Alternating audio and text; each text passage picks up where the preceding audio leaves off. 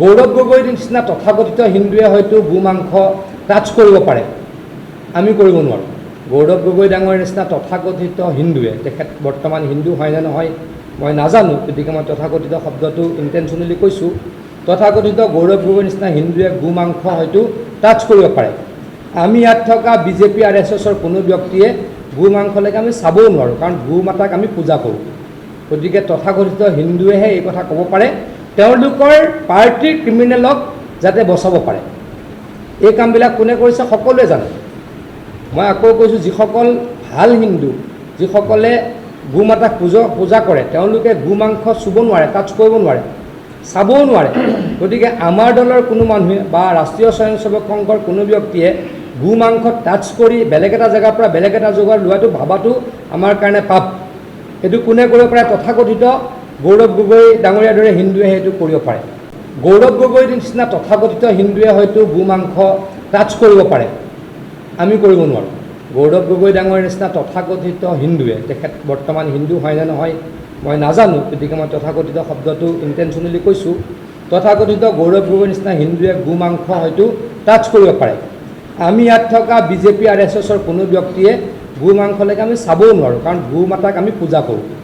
গতিকে তথাকথিত হিন্দুৱেহে এই কথা ক'ব পাৰে, তেওঁলোকৰ পাৰ্টিৰ ক্ৰিমিনেলক যাতে বচাব পাৰে। এই কামবিলাক কোনে কৰিছে সকলোৱে জানে। মই আকৌ কৈছোঁ, যিসকল ভাল হিন্দু, যিসকলে গো মাতাক পূজা কৰে, তেওঁলোকে গো মাংস চুব নোৱাৰে, টাচ কৰিব নোৱাৰে, চাবও নোৱাৰে। গতিকে আমাৰ দলৰ কোনো মানুহে বা ৰাষ্ট্ৰীয় স্বয়ংসেৱক সংঘৰ কোনো ব্যক্তিয়ে গো মাংস টাচ কৰি বেলেগ এটা জেগাৰ পৰা বেলেগ এটা জেগাত লোৱাটো ভাবাটো আমাৰ কাৰণে পাপ। এইটো কোনে কৰিব পাৰে? তথাকথিত গৌৰৱ গগৈ ডাঙৰীয়াৰ দৰে হিন্দুৱে সেইটো কৰিব পাৰে। গৌৰৱ গগৈৰ নিচিনা তথাকথিত হিন্দুৱে হয়তো গো মাংস টাচ কৰিব পাৰে, আমি কৰিব নোৱাৰোঁ। গৌৰৱ গগৈ ডাঙৰীয়াৰ নিচিনা তথাকথিত হিন্দুৱে, তেখেত বৰ্তমান হিন্দু হয় নে নহয় মই নাজানো, গতিকে মই তথাকথিত শব্দটো ইণ্টেনশ্যনেলি কৈছোঁ। তথাকথিত গৌৰৱ গগৈৰ নিচিনা হিন্দুৱে গো মাংস হয়তো টাচ কৰিব পাৰে। আমি ইয়াত থকা বিজেপি RSSৰ কোনো ব্যক্তিয়ে গো মাংসলৈকে আমি চাবও নোৱাৰোঁ, কাৰণ গো মাতাক আমি পূজা কৰোঁ। গতিকে তথাকথিত হিন্দুৱেহে এই কথা ক'ব পাৰে, তেওঁলোকৰ পাৰ্টিৰ ক্ৰিমিনেলক যাতে বচাব পাৰে। এই কামবিলাক কোনে কৰিছে সকলোৱে জানে।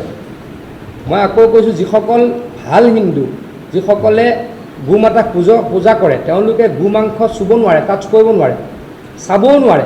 গতিকে আমাৰ দলৰ কোনো মানুহে বা ৰাষ্ট্ৰীয় স্বয়ংসেৱক সংঘৰ কোনো ব্যক্তিয়ে গো মাংস টাচ কৰি বেলেগ এটা জেগাৰ পৰা বেলেগ এটা জেগাত লোৱাটো ভাবাটো আমাৰ কাৰণে পাপ। এইটো কোনে কৰিব পাৰে? তথাকথিত গৌৰৱ গগৈ ডাঙৰীয়াৰ দৰে হিন্দুৱে সেইটো কৰিব পাৰে।